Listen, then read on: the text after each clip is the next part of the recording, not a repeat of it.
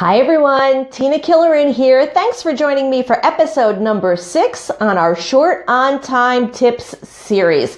This is actually the conclusion of our series, unfortunately, I know, but this is probably the hardest one for most of us to deal with. And today we're going to talk about decluttering and organization. Oh, so hard. I know I'm not a hoarder, but I feel like I am overwhelmed with stuff at times. I mean, just the junk mail alone that tends to pile up is enough to drive you crazy. And I don't know about you, but when you see your house in disarray or you see stuff all over the place, my blood pressure tends to rise a little bit and I tend to feel a little out of control. And I really hate feeling that way. So I'm going to give you a couple of tips and a couple of clues to help you declutter and to organize effectively and efficiently. Okay, so we talked about that mail that comes in every day. And I don't know about you, but I get a lot of my bills online now. So the mail that comes in, for the most part, is mostly junk mail. So here's what I do. I grab it as I'm driving up the driveway. I pull into my garage. My recycle bin is right there in my garage. I'll flip through the mail. I'll throw the junk mail right into the recycle bin. It doesn't even come into the house. Okay? That's the first thing. Every time you buy something new that replaces something else that you have in your house, whether it's an article of clothing or shoes or an appliance, I want you to get rid of the old thing that it's replacing. Okay, whether it's tossing it into the garbage, whether it's bringing it to your recycling dump place or wherever you might be, or even if it's donating it to Goodwill or the Salvation Army, I want you to get rid of the thing that the new thing replaces. Okay, it's one way to keep that clutter down. So this way you're not constantly adding to the stuff in your house.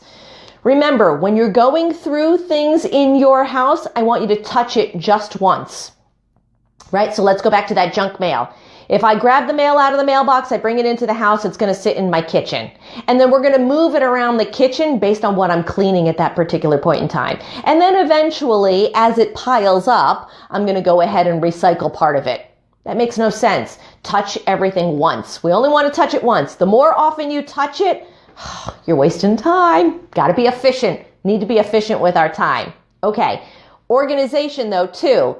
You should have a hub in your home where everything is kind of processed.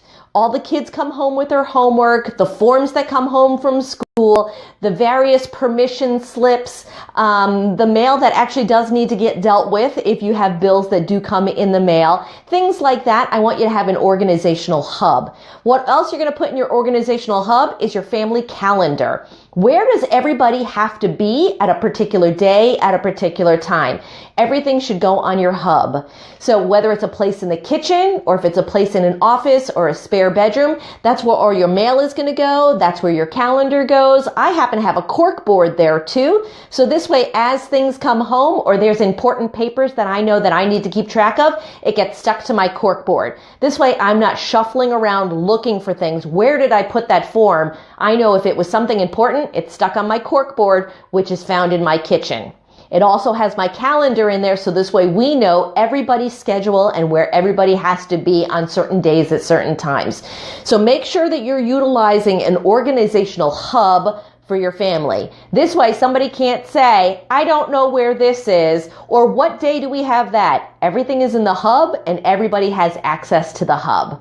Okay, so remember, deal with the junk mail as it comes in. Right into this recycle bin it goes, okay? Touch once. Don't touch more than once. Replace, when you buy something new to replace something old, get rid of the old.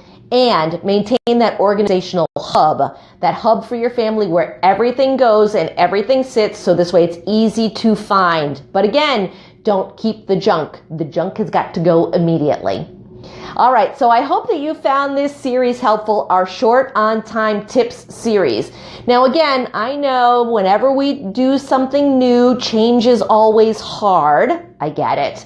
But the more you practice these little things, the easier your life will become. And ultimately, that's the goal. The goal is to create an effective, efficient life. So this way you can actually enjoy your time with yourself, with your spouse, and with your children. So let's use our time effectively and efficiently. I hope you enjoyed our series, Short on Time Tips, and I will see you all sometime soon. Thanks for joining me.